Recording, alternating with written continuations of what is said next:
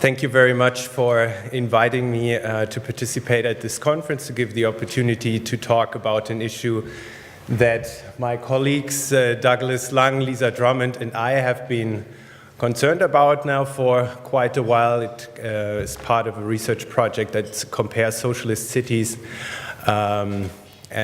today with case studies in Berlin, Hanoi, and Stockholm. So I'm talking about a bit on Alexanderplatz, and I'm focusing on one aspect of that I'd like to extend at some point a bit further of an article that we wrote for this journal Europa Regional, in which we are trying to come to grips with the concept of socialist modernism, and particularly what it means in the case of Alexanderplatz.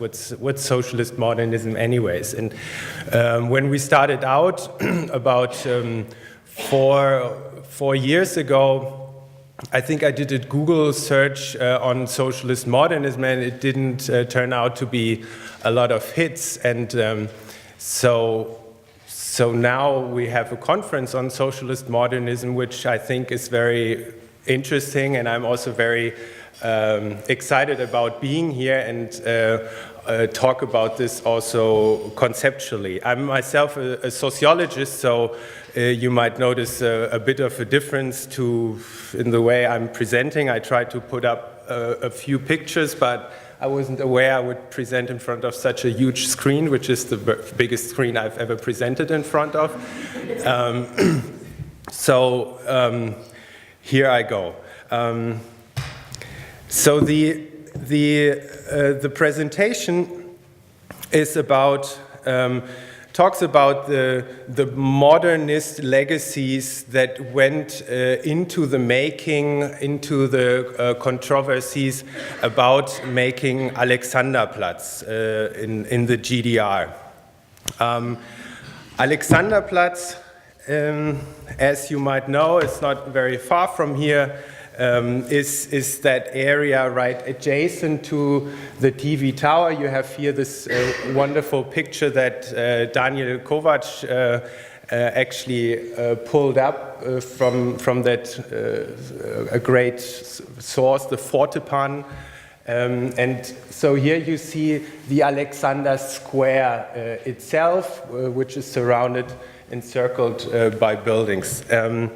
It was designed in the 1960s as a central focal point of the Hauptstadt der DDR, of the capital of the GDR, and it was eventually finished in between 1969 and 1971.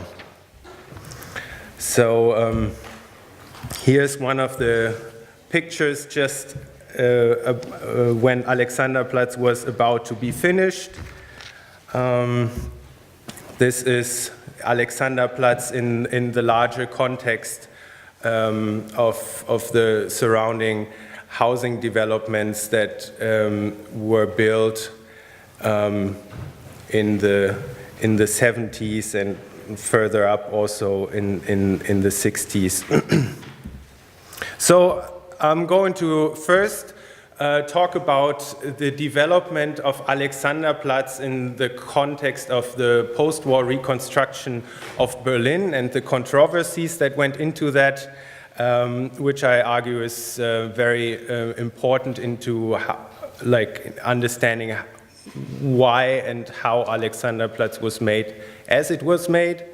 In particular, I'm going to focus not so much on the architectural aspects, but more on the planning side of things.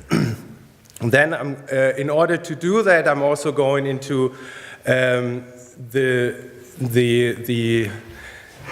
relationship between the Athens Charter and the so-called 16 Principles of Urban Development that were the basis of urban development in the GDR after the post-war, after the end of the Second World War. And then I'm going to also talk a bit about the socialist modernism on Alexanderplatz today.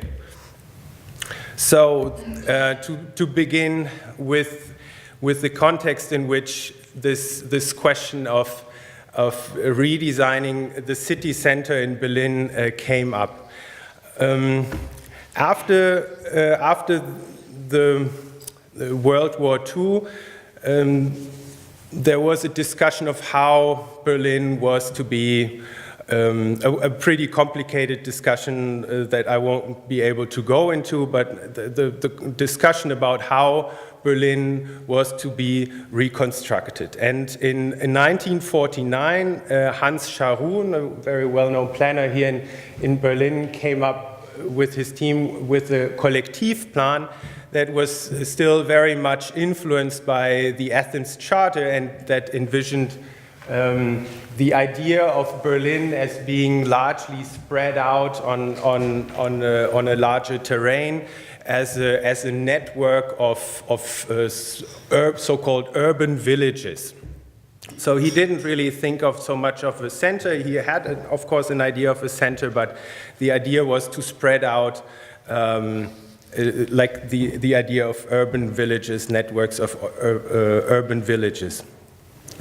And this was also at the time, in 1949, the concept or the urban concept that the social democrats within the newly forming GDR were also favoring.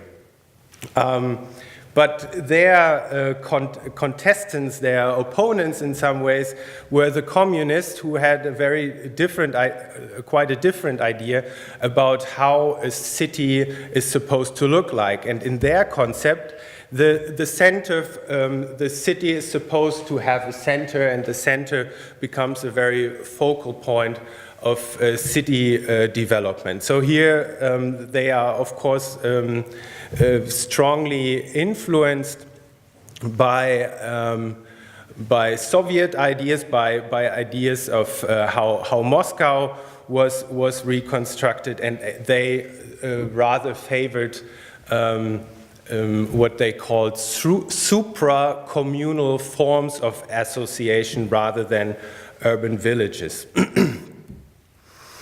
So this was in 1950 at the third party congress of the Socialist Unity Party.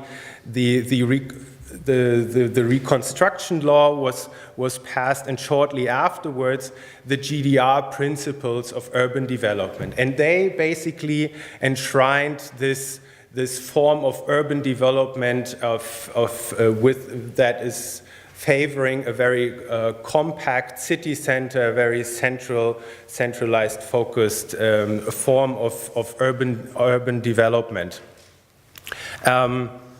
And so that also signaled, so to speak, the hegemony that the communists had gained within the Socialist Unity Party vis-à-vis the Social Democrats and their ideas of urban development. And I'm going to briefly highlight a few of those 16 principles and apply them to how, like in what ways the Alexanderplatz embodies these principles. So you had principle 1 that emphasizes the historical development of cities as the basis of development, and somewhat similar also principle 5, the principle of the organic, the idea that the cities develop and ought to develop also organically rather than having this kind of tabula rasa planning approach that many associated with the Athens Charter. So, and here Alexanderplatz already was a very central point in Berlin also previously for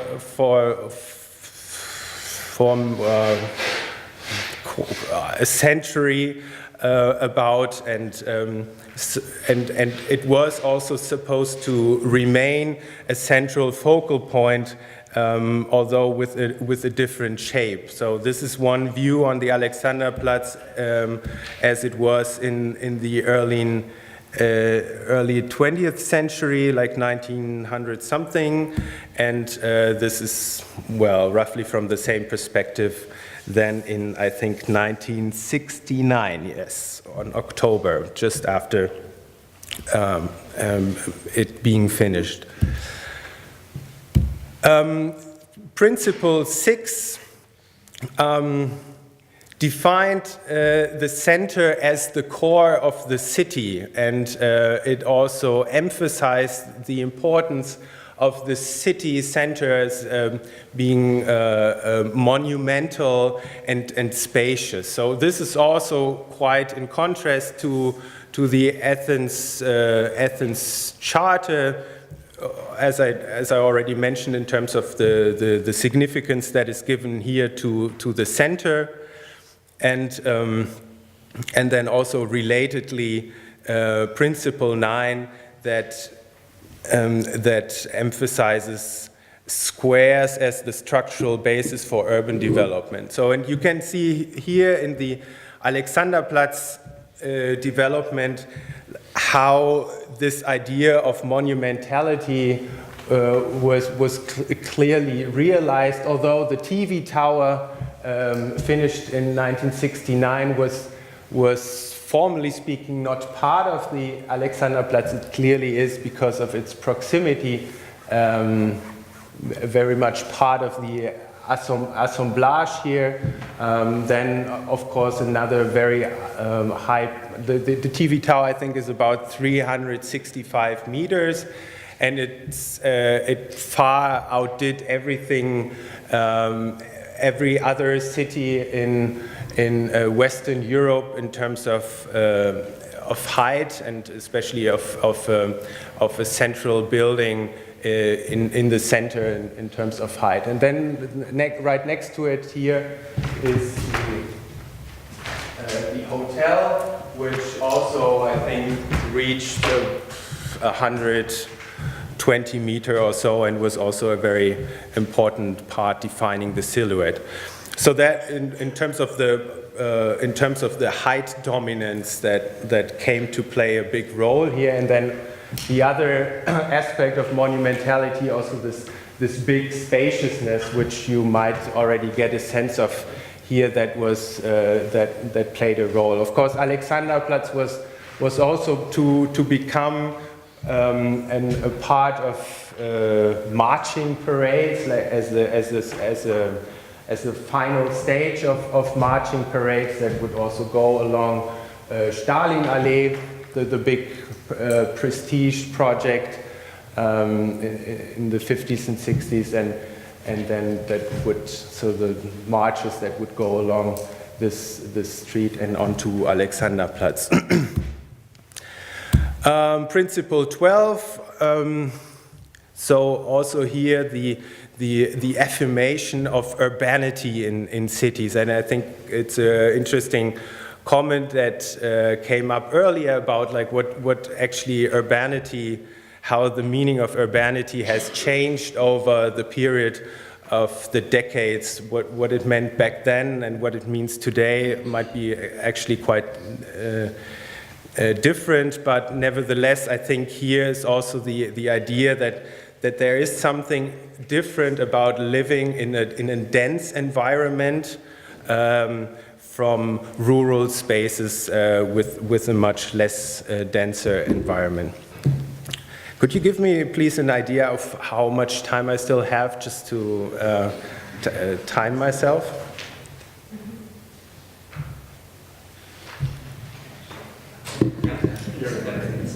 10 minutes? Okay, well, good I know. Good thing I asked.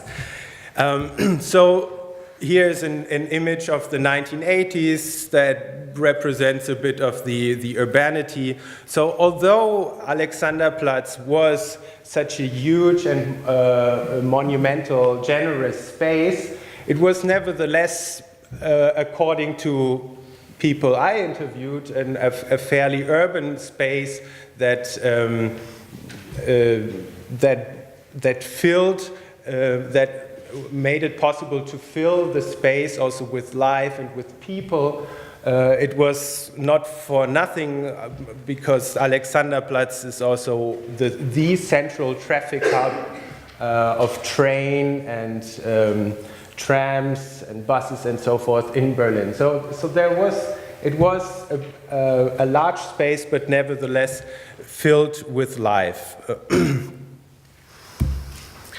So I'm going to now talk about the relationship between the Athens Charter and the 16 Principles, and so far I've highlighted the differences that exist between the Athens Charter and the 16 Principles, but I'm drawing here now on an argument, on an article that Simone Hein wrote, in which she made a very interesting historical analysis of how the Athens Charter and the 16 Principles actually can be related to a similar origin, and both can be considered as modern. So in the GDR, there was no talk of Alexanderplatz as being a modernist space. No, it was a socialist space. It was the stage of the socialist society, but never a modernist space. So in Simone Hein's argument is to show how, in fact, to make it very explicit how much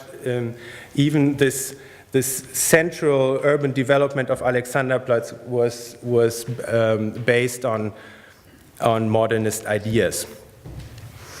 In 1932, originally, the idea was that the fourth CIAM, the Congrès International d'Architecture Moderne, that was the central point from which the Athens Charter emerged, and that was eventually held in Athens and on a boat.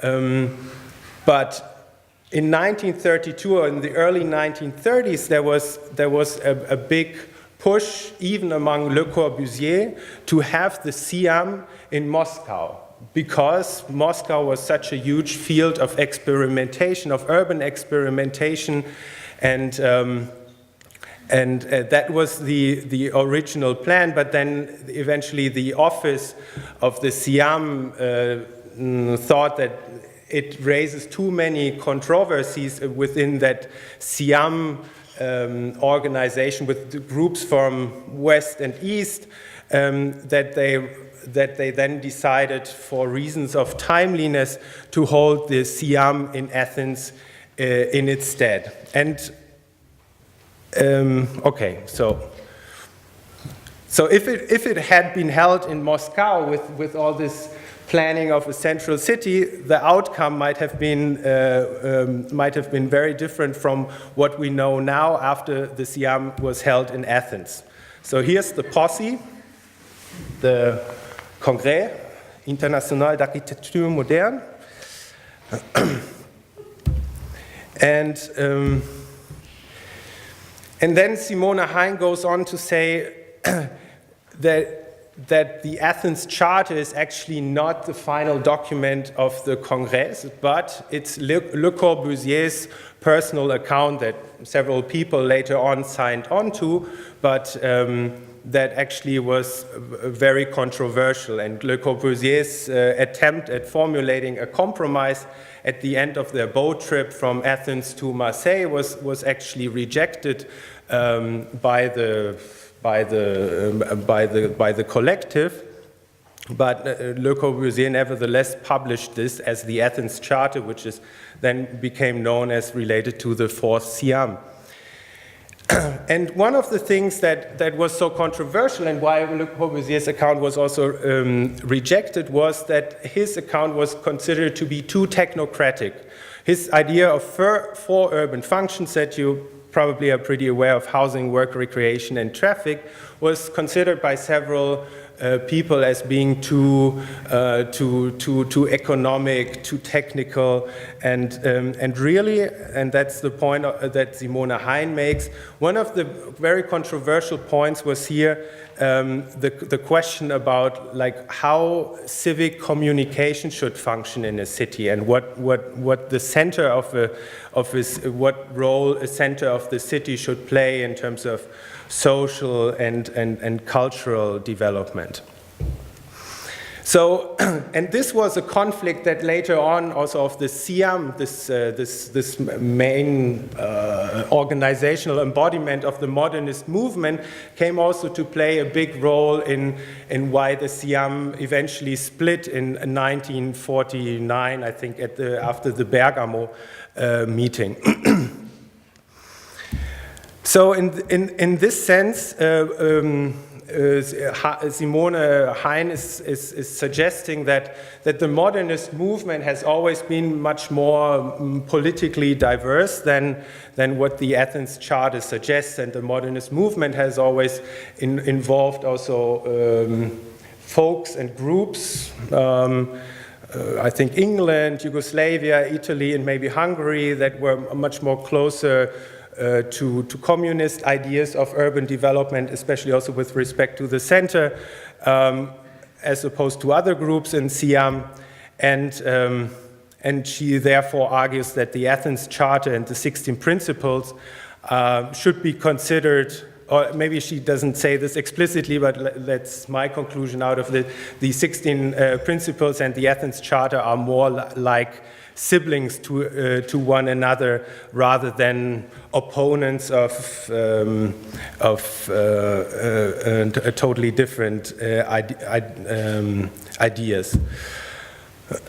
I'm going to briefly give you a sense of what happened to Alexanderplatz afterwards. Of course, you can go see for yourself, which is a nice footwalk from here.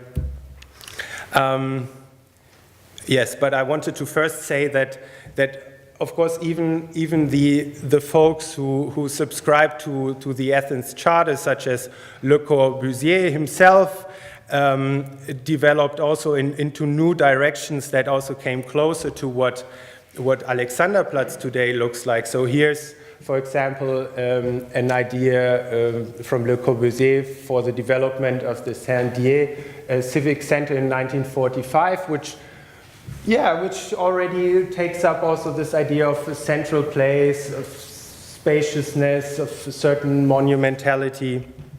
So there was also ongoing developments afterwards that we should not forget of.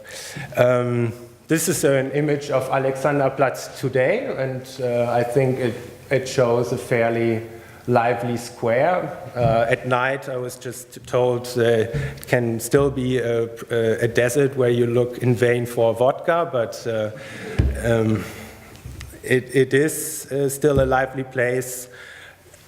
People right after the reunification were very much lambasting Alexanderplatz for being a Siberian desert in which nothing's happening except for cold winds. But I think that discussion has also fortunately changed. Right now the problem is more, or the discussion is more about making Alexanderplatz, turning Alexanderplatz into some sort of Disneyland at times. This was, I should have switched the photos around, but nevertheless, this was the fantasy that was established after unification, the so-called Kohlhoff plan, with 10 high-rises, Little Manhattan, in which finally all these big spaces would be filled, and you would also have other 10 high-rises that would compete with the TV tower and the hotel in order to finally overcome the socialist connotation of the square. But it never got realized, at least so far it hasn't, except for, well, yes, this department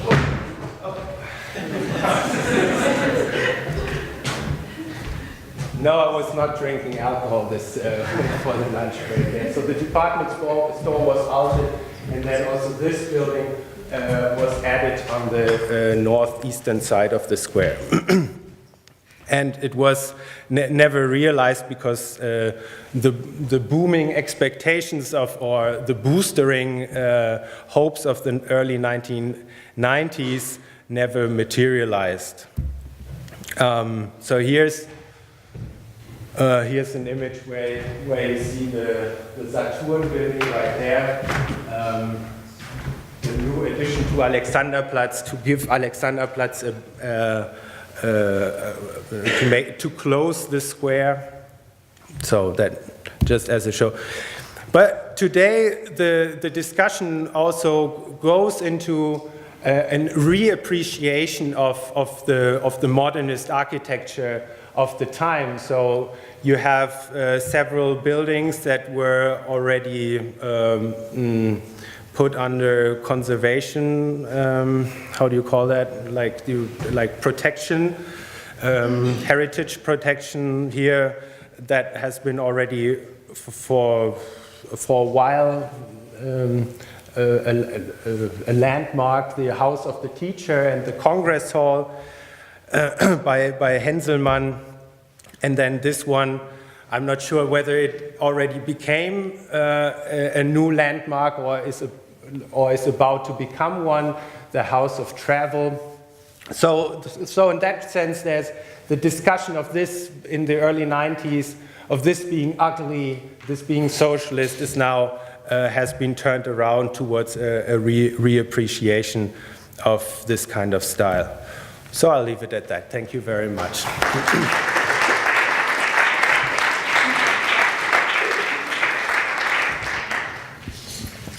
Thank you, Markus, for the presentation. Actually, this topic is so complex that I couldn't ask any questions, so I hope you have, because this is the time to address any question to Markus. Thank you. Yeah, actually there's one thing which is bothering me for quite a while. That Alexanderplatz in its present state, it's absolutely the opposite of what we think of a working urban space today. Absolutely the opposite, I think. So it could be an exemplary model, and still it's working. How was it working? I mean, I really don't understand it. I think it's not enough to be a traffic junction and a commercial center, because it's that, but still people like it, people go there, people, I don't know. So how is it possible that Alexanderplatz is working?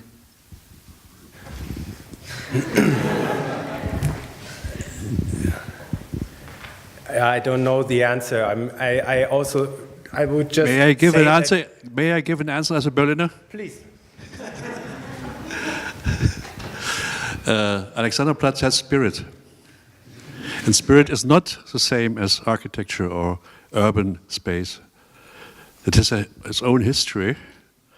And to the history is belonging the struggle around the square, for instance. The struggle against the high-rises, the skyscrapers they're proposed for, and the struggle against these myths of the Siberian steppe. I think that's what makes Alexanderplatz living is its spirit. Mr. Gill is also going to be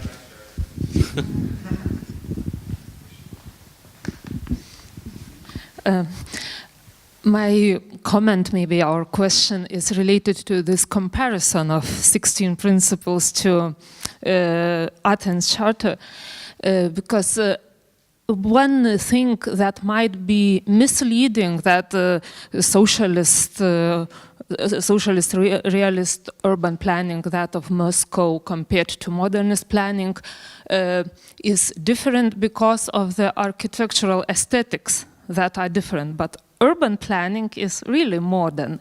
And maybe these 16 principles that were given to German architects is a better source to compare, because in the Moscow planning it's more based on the rhetoric that it's been doing in the better life of Soviet people, and everything is for the Soviet working citizen. And in these 16 principles it's much clearer explained, so you can compare those things and find better. I can compare what? Better what? With the Athens Charter. Yes, yeah.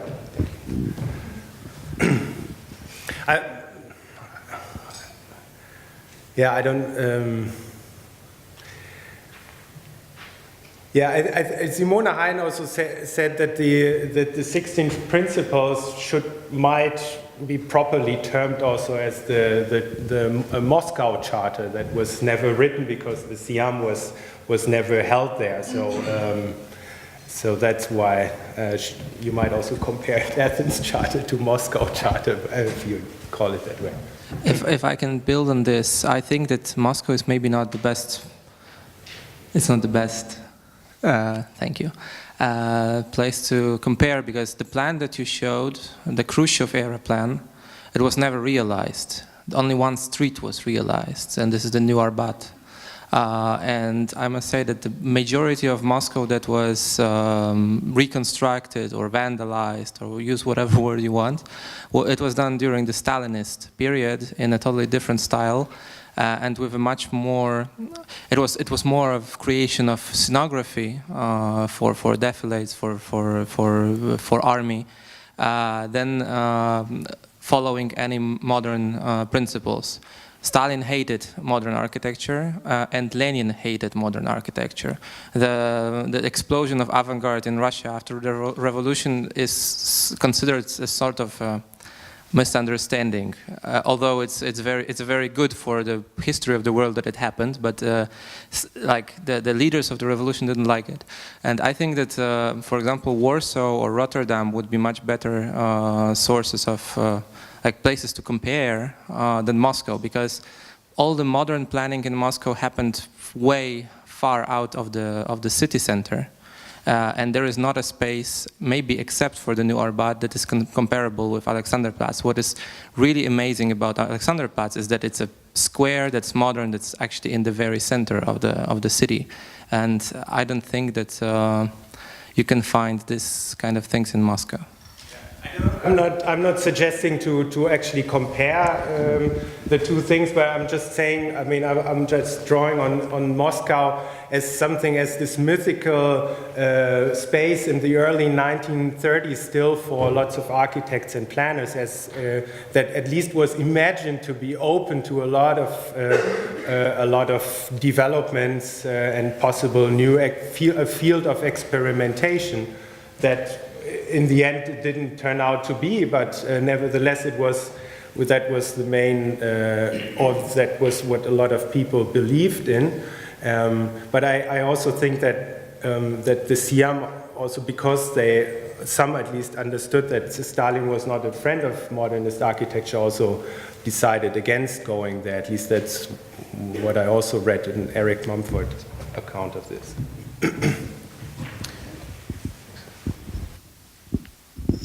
I'm not quite sure if I want to ask a question or comment, but it's interesting that we've seen three presentations already about city centers, and we've seen very huge spaces that during the socialism didn't really work out for some reason.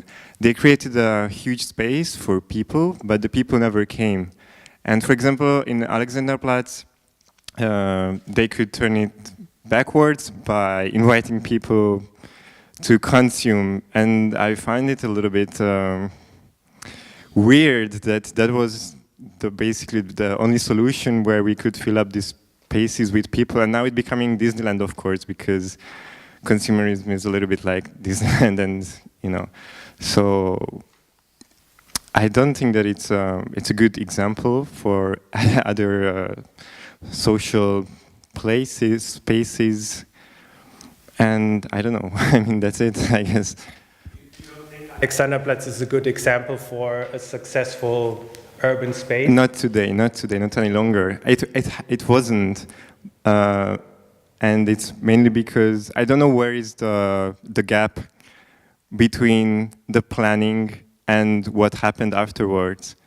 Because really, we've seen 3 examples of spaces in Ur, in Schalgotarian, and then now here in Berlin, where they try to create a space. But what for? Was it for people, or what was it for? Or was it just a monument of urbanism, or I don't know. If you talk to some of the critics, they would say, well, Alexanderplatz, the GDR form of Alexanderplatz was just a symbol of power. But if you talk to some of the architects, like Dorothea Tschechner, she says, well, we built this for the people, and we were concerned that Alexanderplatz would become a successful place for also interaction within the confines that we were working in. And she also thought that it was successful. And yeah, so I think it's always a question of the perspective. And yeah. Okay, thank you. Well, you showed us that the 2 of the principles were about continuity and organic development, number 1 and 5, as I remember that. It's only me that I feel that there is a controversial approach in Alexanderplatz and the historic development of cities as the basis of development. So when they decided to make such a radical change, of course after the war, were there any other approaches present to build the original blocks or street systems, or what happened in the 60s during the design? Was there a debate? Was there a competition, or was it always clear that that's the only solution? Was it pressed by the power, or what happened then? There was a well, actually, in order to understand Alexanderplatz, you also need to go back into the 1950s, and that's also a somewhat complicated debates or the convoluted debates around building a central building. Yeah, so in the 1950s, there was the idea of building in the city center, somewhat south of Alexanderplatz, a central building for political purposes, and also for cultural center. So, like, I think this was supposed to look similar to the thing in Warsaw, or at least there were these ideas, or these were the plans in the 1950s. And then at that point, Alexanderplatz, if it had been developed, would have developed very differently. But then eventually this idea about the central building, which was no longer, by the late 50s, no longer seen as being a feasible building or a building that was any need for, developed into the Palace of the Republic, which was flat and rather low-rise on the one side. And then there was still the desire, well, we still need, we still want this height dominance somewhere. And then that's how then in the 1960s it became clear, okay, we want the TV tower, not in Friedrichshain, a bit outside, but rather in the city center, a TV tower in the center. And then we also want to make, sorry, and we want to make, also increase the importance of the square itself. And then, I think in 1963 or 64, a competition was also announced in which there were a few competing competing developments for Alexanderplatz, but I think no, I'm speculating here because I don't remember very well what the description or the context for this development was. What was the Vorgaben? Verdammt. Pardon me? Demands? Yeah, what the demands in this competition were. Yeah. So I'm not answering exactly your question to what extent Alexanderplatz can actually be considered in continuity with the previous square and space that it was before. So I need to pass on that aspect. Yeah.